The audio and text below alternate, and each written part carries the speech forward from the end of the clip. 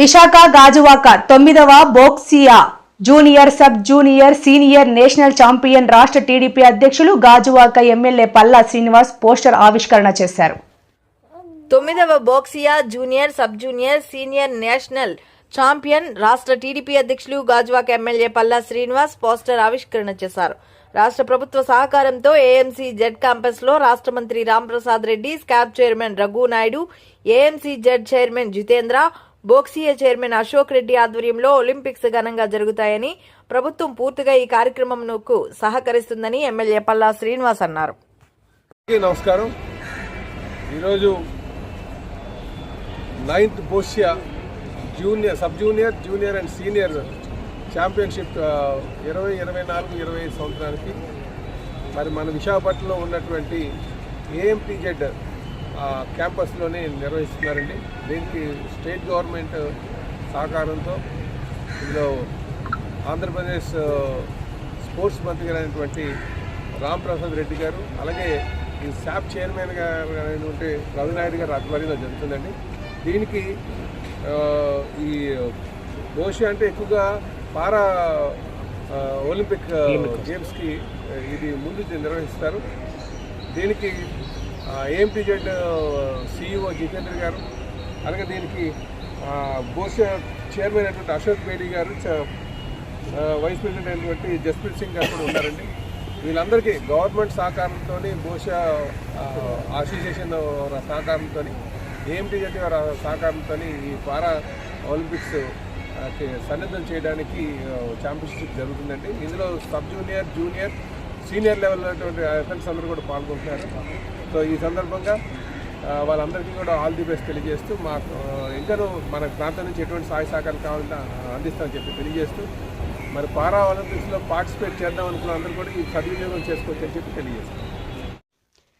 అల్లూరి జిల్లా ముంచంగిపుట్ట మండలం గిరిజన తాఫీ మేస్త్రీలను కించపరిస్తే ఊరుకోం.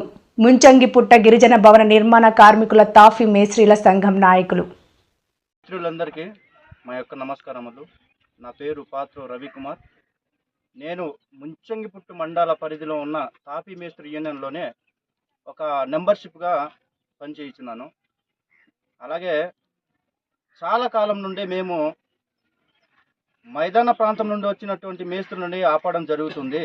కానీ కొంతమంది రాజకీయ నాయకులు మరియు కొంతమంది ఉపాధ్యాయులు మా మీద ఎన్నో రకాలుగా బెదిరింపులు చేసి పోలీస్ స్టేషన్లో కంప్లైంట్ ఇవ్వడము, తర్వాత జియో నెంబర్ రద్దు అయిపోయింది కదా, విచ్చలవిడిగా మీ మట్టుకు మీరు చేసుకోండి అన్నట్టుగా ఎన్నో రకాలుగా మాకు భయాందోళన కల్పించి ఈరోజు స్టేషన్లో కూడా కనీసం మైదాన ప్రాంతం నుండి వచ్చినటువంటి వాళ్ళకి మద్దతు పలికారు, కానీ గిరిజనులకి మాత్రం ఎటువంటి ఒక న్యాయపరంగా మాత్రం మాట్లాడడానికి ముందుకు రాలేదు.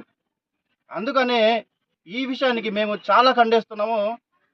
అలాగనేసి మేము చాలామందికి, అయ్యా బాబు, మేము ఇంత చదువుకుని నుండి కూడా ఏ ఉద్యోగం లేక ఒక భవన కార్మికుడిగా గుర్తింపు పొంది ఈరోజు మేము ఇలా ఉన్నాము, మాకు లబ్ధి అనేది కోల్పోతున్నాం అనేసి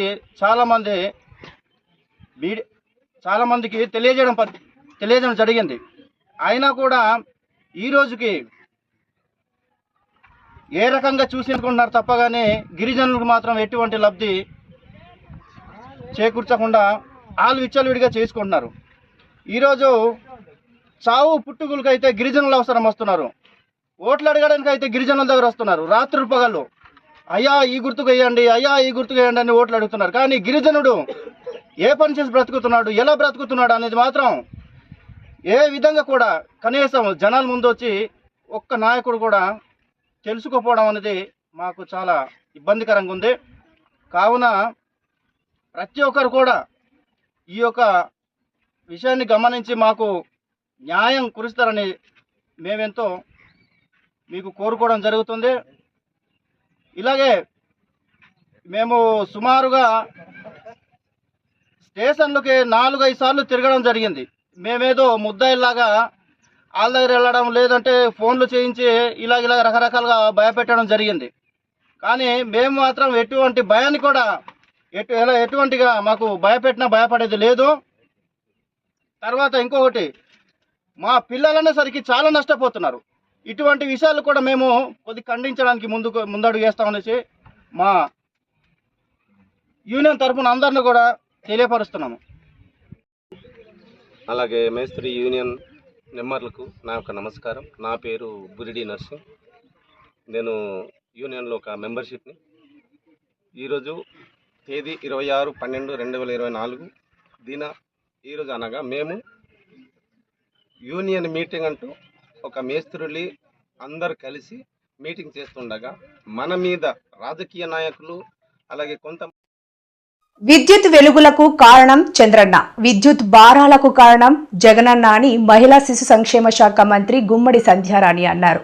ఈ మేరకు మంత్రి సంధ్యారాణి మీడియాతో మాట్లాడుతూ అబద్ధాలు రాయాలంటే ఒక్క సాక్షి పత్రిక సాధ్యమని సాక్షి పత్రికపై విమర్శలు చేసిన మంత్రి సంధ్యారాణి వేల కోట్లు భారం వేసి ఈరోజు అతన్ని ప్రజలు చీకొట్టి కనీసం ప్రతిపక్ష హోదా కూడా ఇవ్వకుండా పక్కకు జరిపేశారు. అట్లాంటి ఆయన 11 సీట్లతో 11వ తేదీన ఉదయం 11 గంటలకు బయటకు వచ్చి ధర్నాలు మొదలుపెట్టారు. ఏదో పెద్ద వాళ్ళు చేస్తున్నటువంటి నీతి నిజాయితీ కార్యక్రమాల్లాగా. అసలు చూసిన జనాలు కూడా సిగ్గుపడుతున్నారు. అసలు దేనికి వీళ్ళు బయటకు వచ్చి ధర్నా చేస్తున్నారు అని. నువ్వే 10 సార్లు కరెంటు బిల్లులు పెంచేసి ఈ 6 నెలల్లో మా చంద్రబాబు నాయుడు గారు ఏమైనా పెంచారా? ఈ ప్రభుత్వం ఏమైనా పెంచిందా? పెంచకపోతే కానీ నువ్వు గజనీవి, ట్యాబ్లెట్లు వేయడం మర్చిపోయి ఉంటావు. కానీ కొంచెమైనా ఆలోచించాలి కదా. మీరే కరెంటు బిల్లు పెంచి మీరే ధర్నాలకు దిగుతున్నారు అంటే ఎలా ఉందంటే దొంగే దొంగ దొంగ నరిచినట్టుంది. ఎంత దారుణం. నువ్వే కరెంటు బిల్లులు పెంచేశావు. 10 సార్లు పెంచారు, 1 సారి 2 సార్లు కాదు. కానీ ఈరోజు మీరు బయటకు వచ్చి కరెంటు బిల్లులు చాలా దారుణంగా పెరిగిపోయాయి, ప్రజలు ఏమైపోతున్నారు, ఇంకా పైగా ఆ పేపర్లో రాస్తారు ప్రజలు వణికిపోతున్నారట. యాక్చువల్గా చంద్రబాబు నాయుడు గారు ఉండేటప్పుడు 3వసారి ముఖ్యమంత్రి అయ్యేటప్పుడు యాక్చువల్గా 2014లో ఎంత తక్కువ కరెంటు ఎంత దారుణం అంటే 22.5 మిలియన్ల యూనిట్లు లోటుతో చంద్రబాబు నాయుడు గారికి అప్పచెప్పారు. అప్పచెప్పినటువంటి ఆ కరెంటుని ఆ రోజు చంద్రబాబు నాయుడు గారు 2014 నుంచి 2019 వరకు మిగులు విద్యుత్తో ఈ జగన్ రెడ్డి చేతిలో పెట్టడం జరిగింది. మిగులు విద్యుత్తో చేతిలో పెడితే అది ఏంటి, గత అప్పుడు 5 సంవత్సరాల్లో ఖచ్చితంగా ఎస్టీ ఎస్సీలకు ఫ్రీ కరెంటు. అంటే ఎస్టీలు ఎవరు కూడా కరెంటు బిల్లే చూడలేదు. కానీ జగన్మోహన్ రెడ్డి ప్రభుత్వంలో ఎస్టీలు కరెంటు బిల్లు చూడడం కాదు, ఆ బిల్లు పట్టుకొని వణికిపోయేవాళ్ళు. కరెంటు తీగలు పట్టుకుంటే కాదు, బిల్లు పట్టుకుంటేనే వాళ్ళకి షాక్ కొట్టేది. అసలు కరెంటు బిల్లు అంటే ఏంటో తెలియనటువంటి ఎస్టీ గూడాలు, ఎస్టీ పల్లెలు, హిల్టాప్ ఏరియాలు, గిరిశిఖర గ్రామాలు అందరూ కూడా కరెంటు బిల్లు వచ్చింది అంటే కరెంటు బిల్లు ఏమిటి అని ఆశ్చర్యంగా చూసే పరిస్థితి జగన్మోహన్ రెడ్డి తీసుకొచ్చాడు. 2 నెలలకి కరెంటు బిల్లు సామాన్యమైన మధ్యతరగతి కుటుంబాలకు 250, 300 బిల్లు వచ్చే వాళ్ళకి ప్రతి నెల 500, 600, కొంతమందికి 1000 రూపాయలు కూడా వచ్చేది నెలకే. నిజంగా ప్రజలందరూ వణికిపోయారు. ఆ వణికిన తాలూకా ఈరోజు నిజస్వరూపమే. ఈరోజు మీరు 11 సీట్లతో పక్కన వచ్చారు. కనీసం ఒక్క వర్గం కానీ, ఒక్క వర్ణం కానీ, ఒక్క విలేజ్ కానీ పూర్తి స్థాయిలో మీకు అసలు మద్దతు ఇవ్వలేదు. ఎవరు ఆ 11 సీట్లు ఎలాగొచ్చాయంటే భగవంతుడికే తెలియాలి. ఏవో చిన్న చిన్న తప్పులు వాళ్ళు వచ్చి ఉండాలి. కానీ నిజంగా విద్యుత్ ఛార్జీల పెంపునకు వ్యతిరేకిస్తూ రాష్ట్ర వ్యాప్తంగా వైసీపీ నేతలు చేపట్టారు. ప్రభుత్వం తక్షణమే ఛార్జీలను తగ్గించాలని డిమాండ్ చేశారు. మాయ మాటలతో చంద్రబాబు ప్రజలను మోసం చేశారని మాజీ మంత్రి ఆర్కే రోజా దుయ్యబట్టారు. ఈరోజు జగన్మోహన్ రెడ్డి గారి పిలుపు మేరకు ఈ ఆంధ్ర రాష్ట్ర ప్రజల మీద ఈ కూటమి ప్రభుత్వం వేసిన విద్యుత్ భారాన్ని వెంటనే వెనక్కి తీసుకోవాలని చెప్పి ప్రజల పక్షాన ఈరోజు మేము పోరాడుతూ ఆందోళన చేస్తూ మరి విద్యుత్ శాఖాధికారికి వారి వారి నియోజకవర్గాల్లో వారి ప్రజల కోసం ప్రజాప్రతినిధులుగా పనిచేసిన మేమందరం కూడా ఈరోజు రావటం జరిగింది. ఈరోజు ఎంత సిగ్గుచేటంటే ప్రజలకేమో ఎన్నికల ముందు చంద్రబాబు నాయుడు గారు కరెంటు ఛార్జీలు పెంచము, వీలైతే తగ్గిస్తాము అని ఆపటం కాకుండా అంతకు మించి ప్రజల దగ్గర నుంచే ప్రభుత్వం విద్యుత్ కొనుగోలు చేసే విధంగా చర్యలు చేపడతామని చెప్పిన మహానుభావుడు.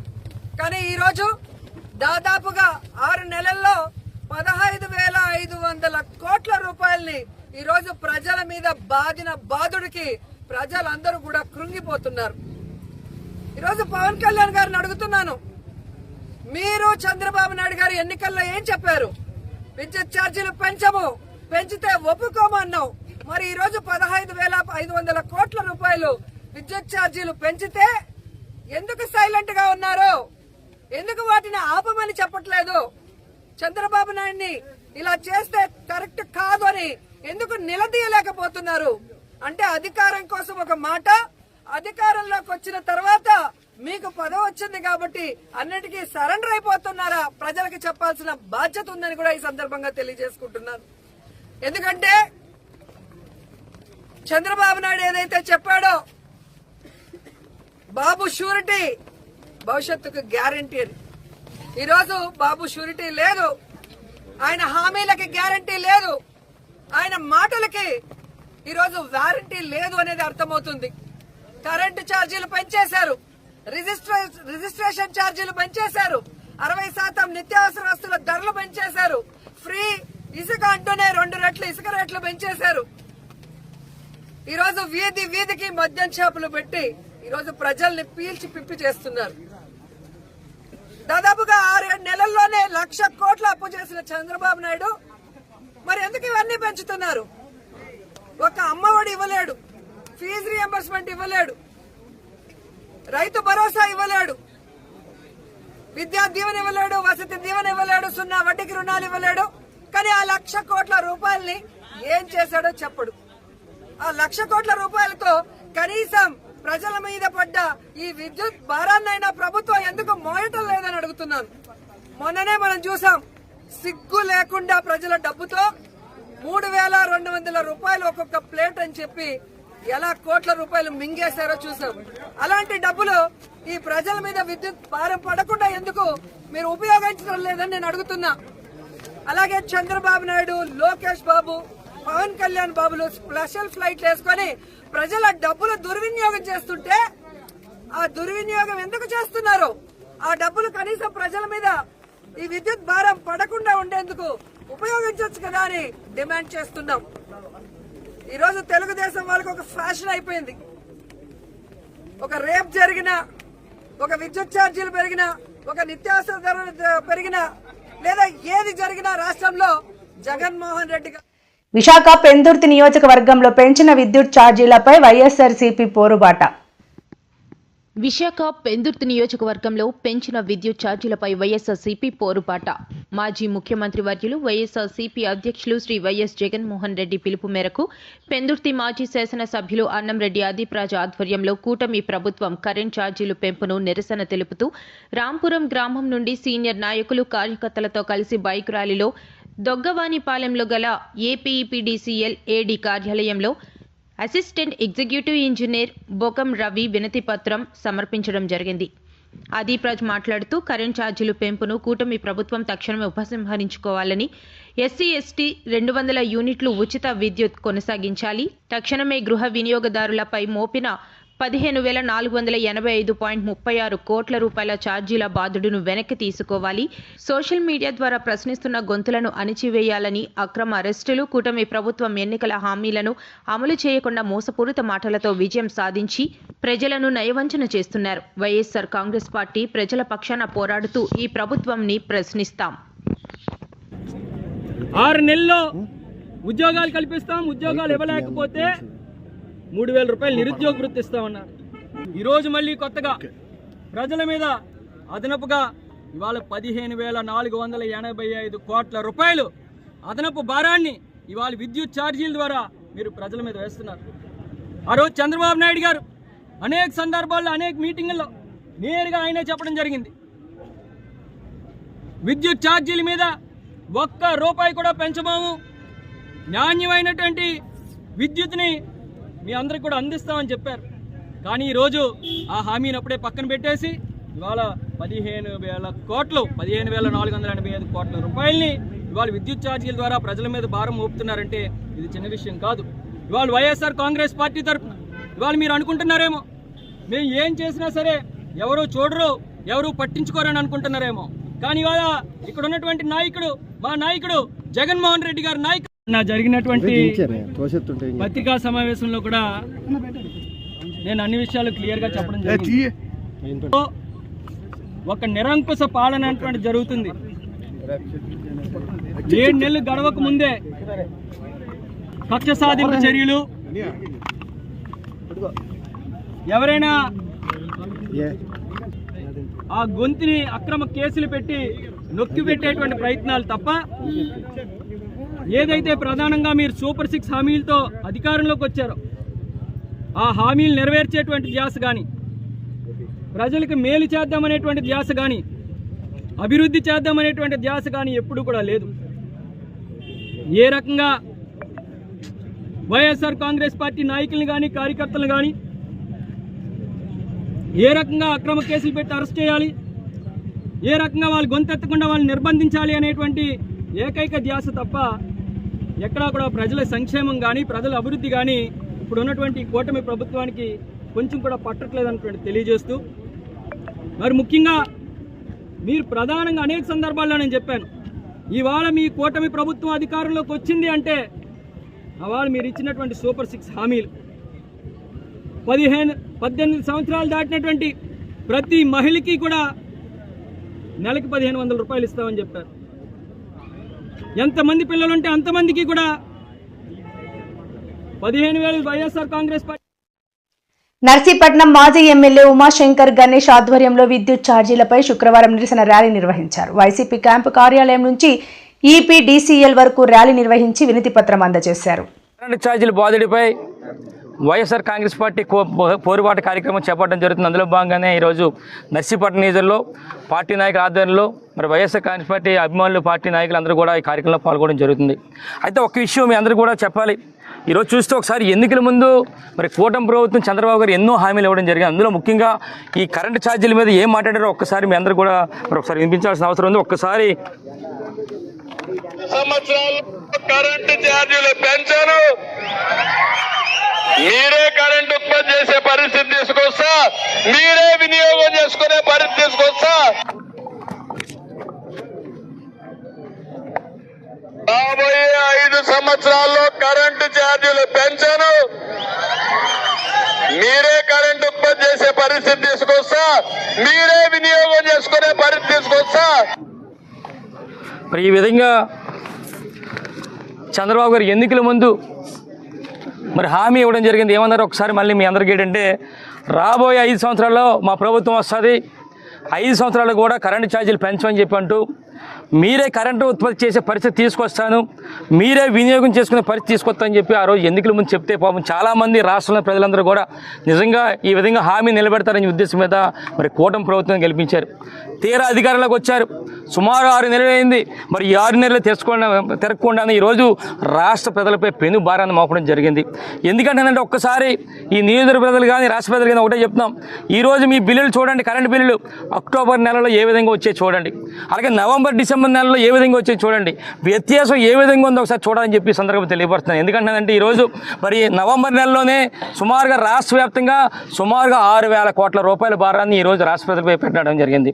అలాగే డిసెంబర్ నెలలో మరొక 9,412 కోట్ల రూపాయలు, అంటే సుమారుగా ఈరోజు రాష్ట్ర వ్యాప్తంగా ప్రజల మీద సుమారుగా 15,485 కోట్ల భారాన్ని ఈ కూటమి ప్రభుత్వం పెట్టిన సంగతి మీ అందరూ కూడా తెలియపరచడం జరుగుతుంది. ఇప్పుడు అంటే చాలామంది నాయకులు అంటారు, కొంతమంది నాయకులు ఇదంతా కూడా కరెంట్ ఛార్జీలు పెంచామంటే పెరిగాయంటే దానికి కారణం జగన్ అని అంటారు. అసలు మతి ఉండి మాట్లాడుతున్నారు, మతి లేక మాట్లాడుతారు, అర్థం కావట్లేదు. ఈరోజు ఈ ప్రభుత్వం ఎవరు అధికారంలో ఉన్నారు?